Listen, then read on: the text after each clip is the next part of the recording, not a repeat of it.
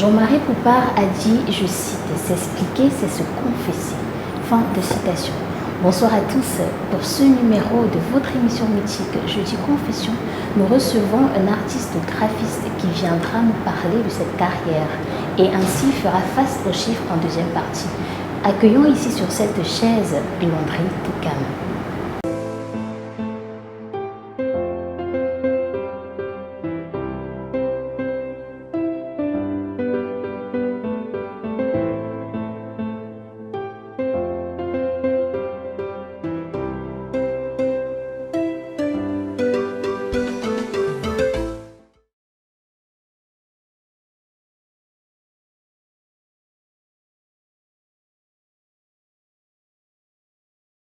Landry, bienvenue sur cette chaise de confession. Merci de me recevoir. Alors, vous êtes un homme à multiples casquettes entre production photographique, audiovisuelle et graphic designer. Mais aujourd'hui, nous allons nous intéresser au métier de graphiste. Alors, dites-nous pourquoi avoir choisi cette voie et quel parcours avez-vous suivi? Déjà, le choix du parcours. Je dirais que depuis l'enfance, je suis beaucoup fan de dessin.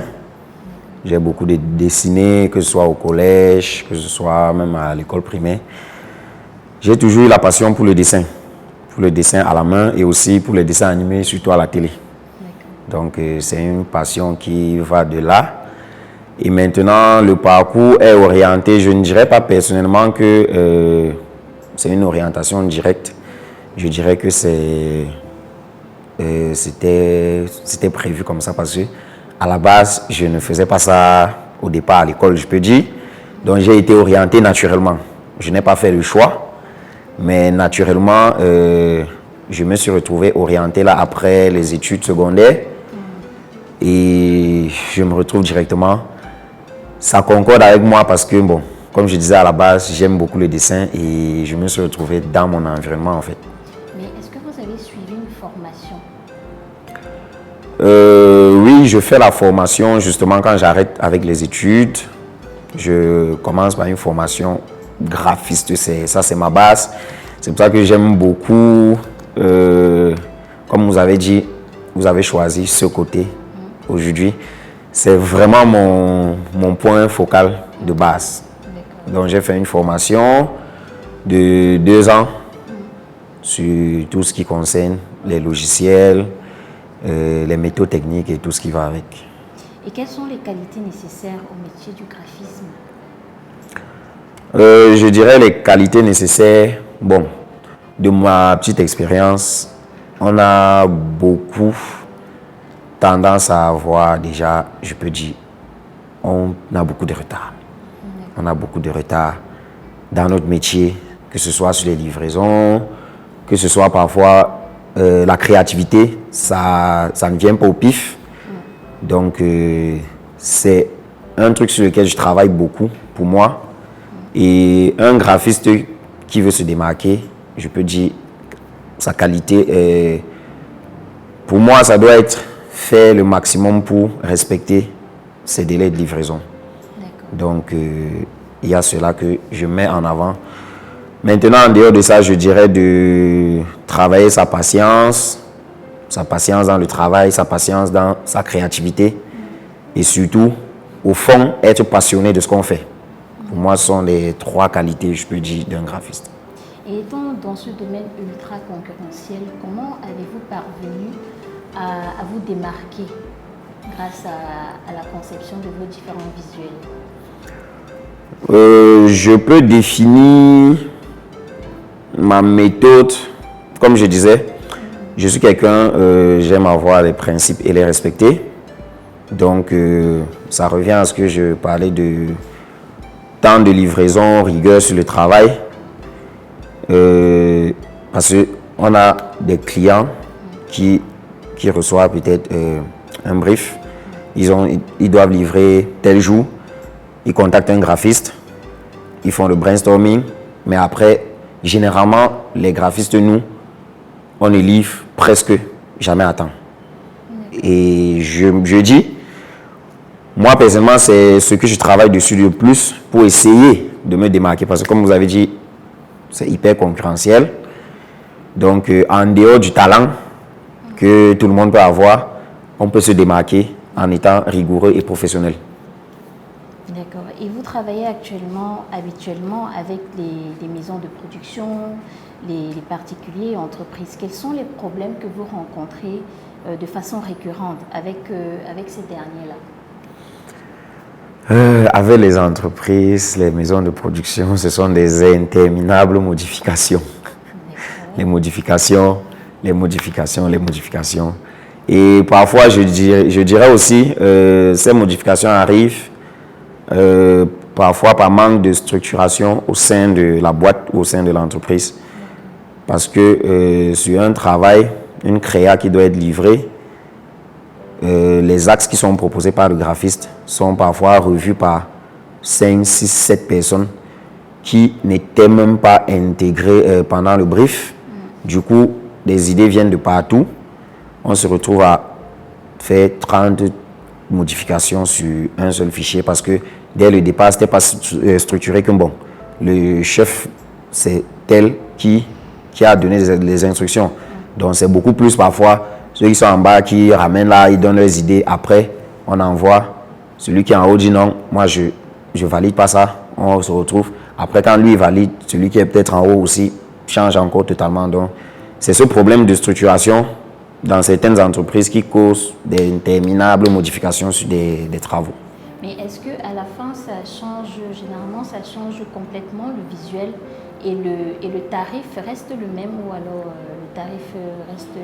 Enfin, vous changez le tarif? Effectivement, dans ma proposition, quand je fais l'offre, je stipule dans le contrat les modifications, peut-être sur un logo. Si on fait un logo, je spécifie les modifications, c'est 5. Okay. À plus de 5 modifications, c'est une autre commande. Donc, c'est vrai que parfois, le client, on est amené à totalement modifier certains créas à la demande du client. Mais justement, moi personnellement, j'essaie d'être assez strict là-dessus. Parfois, d'autres clients trouvent ça méchant parce que, comme ils disent, le client est roi, tout ce qu'il doit dire, on doit... Parfois, je suis strict à ne pas accepter ça. Et ça crée parfois des tensions avec certains clients. Parce qu'au final, le travail n'est plus le travail du graphiste. Le travail, c'est finalement le travail du client. Et ça gâche parfois la motivation. Et au fond de nous, on livre un travail sans être convaincu. Et ça déçoit beaucoup. Landry, vous avez remporté plusieurs trophées dans les compétitions en graphic designer. Pensez-vous que le métier du graphisme est un véritable métier d'avenir? Je dirais, je suis dans le métier depuis pratiquement 11 ans, que j'ai terminé ma formation. C'est un métier du passé, c'est un métier du présent et c'est un métier d'avenir. Parce que pour moi, la partie où j'ai su, après ma formation, que ceci allait être mon métier, je peux dire éternel, parce que je me vois faire ça jusqu'à ma vieillesse. Je me vois même peut-être à 70 ans, on m'appelle pour un truc, même pour une prestation. Je sors ma créa et je rentre dormir. Moi, c'est quelque chose que j'envisage ça jusqu'à la fin. Et je dirais que le moment où j'ai compris que c'était ça, c'est au moment où j'ai su que le graphiste exerce partout. Partout, c'est-à-dire dans tous les domaines, dans toutes les structures, le graphiste a sa place et peut exercer. C'est ça qui me fait être sûr que ce métier, on peut le pratiquer. Et je vais le pratiquer au moins encore sur 50 ans. Mais est-ce que vous ne pensez pas que vous allez, au fil du temps, perdre la main parce que il y a des applications qui se créent tous les jours, donc il faut être à la pointe des applications, histoire de maintenir ou alors de hausser son taux de créativité? Effectivement, pour moi, la créativité, mes zones de recherche, parce que la créativité, il faut stipuler tous les jours. Il faut stipuler tous les jours, que ce soit par des recherches, que ce soit par des dessins animés peut-être que je regarde, que ce soit par d'autres créas qu'on regarde, je ne sais pas, en Asie, les mangas japonais. Moi, c'est un style de stimulation de ma créativité.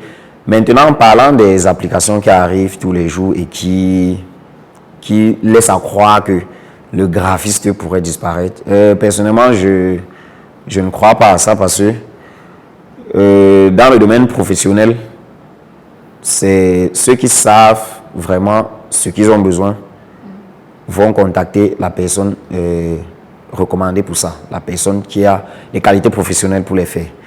Maintenant, les applications, c'est une concurrence dont moi, ça ne m'a jamais inquiété parce que je dirais toujours, ça arrive. Moi-même, il y a des personnes en famille qui ont besoin des trucs rapides, ils peuvent faire les applications. Moi-même, je leur recommande de faire ça rapide parce que à un moment, c'est mon métier, ce n'est pas d'amusement. Si ceux qui sont là pour s'amuser, ils font des trucs avec les applications.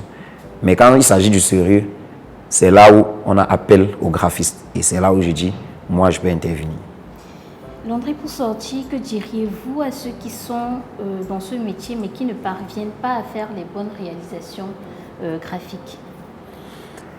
Le thème bonne réalisation, là, c'est bon, on ne peut pas définir ça. On ne peut pas vraiment dire si une réalisation est bonne ou pas.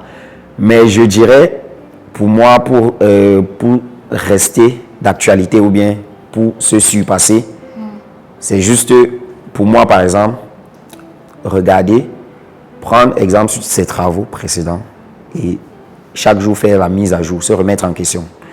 Se remettre en question peut-être sur un visuel que j'ai fait il y a 6 mois, que tiens, je suis à la maison, je m'ennuie, je reprends le même visuel.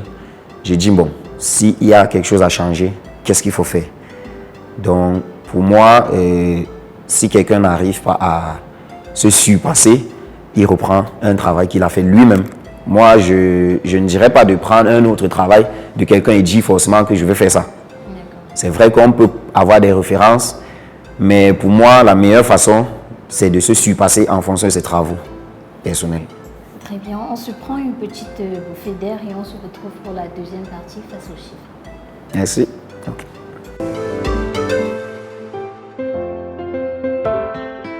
Landry, je t'explique le principe. À ta gauche, il y a un bocal. Dans le bocal, tu as des coupons. Et sur les coupons, sur chaque coupon, il y a des chiffres. Donc tu prendras un coupon, tu me communiques le chiffre. Il y a une question que je te pose derrière. Mais si tu tombes sur une question où tu n'as pas envie de répondre, tu seras soumis à des punitions. Landry, c'est bon? Ok. Voilà. Premier coupon, Landry.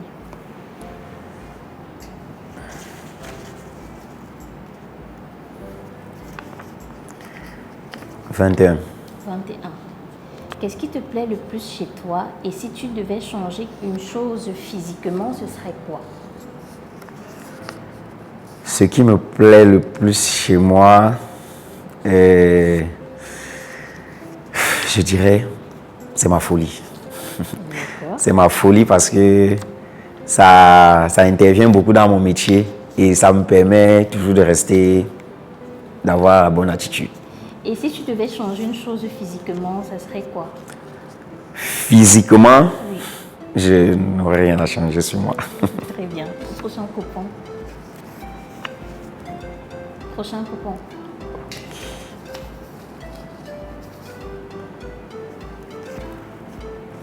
Quatre. 4. Donne 2 prénoms de tes ex-copines.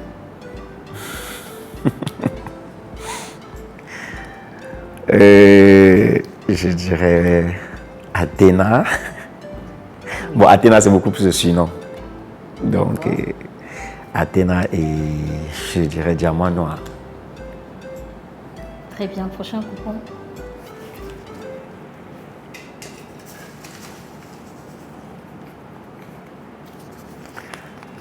Huit. Sur une échelle de 1 à 10, à quel point penses-tu être séduisant? 1 à 10. Sur le coup comme ça, je dirais 6. Ah bon? Donc tu te minimises autant? Non, pas que je me minimise, mais je me mets au-dessus de la moyenne. D'accord. Très bien, prochain coupon.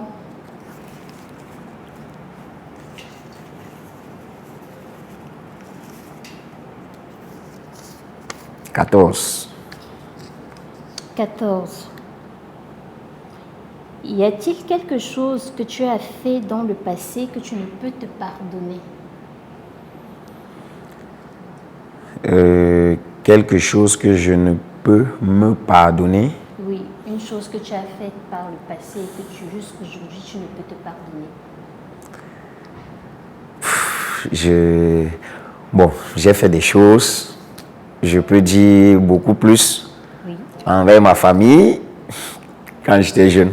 Mais je ne peux pas dire que je ne me pardonne pas parce qu'à un moment, je me dis, c'était beaucoup plus la jeunesse et l'adolescence. On est tous un peu passés par là.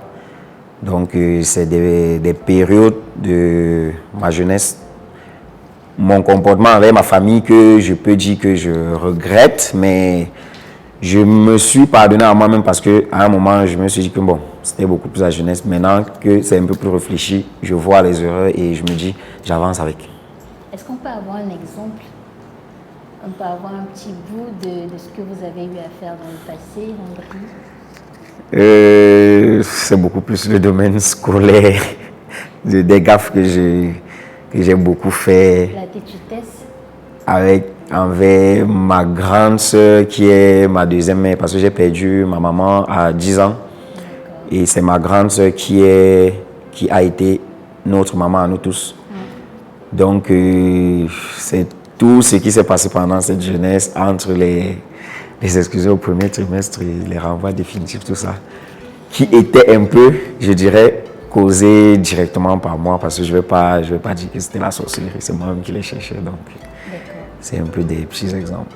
Prochain coupon, Landry.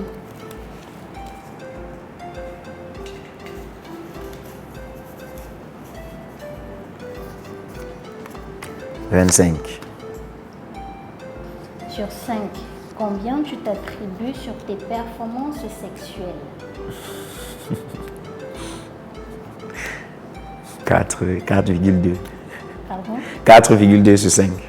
Prochain coupon, Landry. «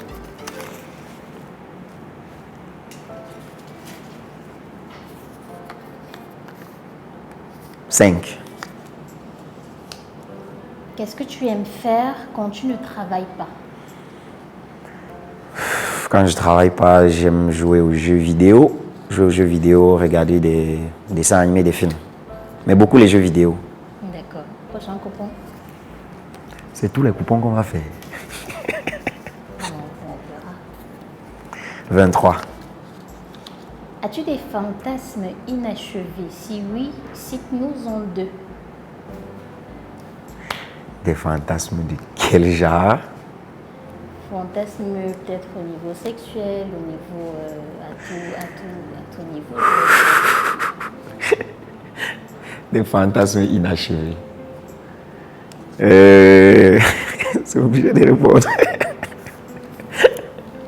C'est obligé. C'est quoi la sanction si on ne répond pas? Alors, vous avez 2 options. La première option, vous faites un don. Donc, ça veut dire que si vous choisissez de faire un don, je peux vous demander d'enlever votre montre et de la déposer tout à côté. La deuxième option, je ne la dévoile pas. Bon, je vais répondre. Je vais répondre à la question. C'est un fantasme inachevé. D'accord. C'est lequel? Fantasme inachevé. Je dirais un coup à 4. Pardon, Landry? Fantasme inachevé, je dirais un coup à 4. J'ai pas compris. Un coup à 4 avec 3 meufs. D'accord. Prochain point, Landry.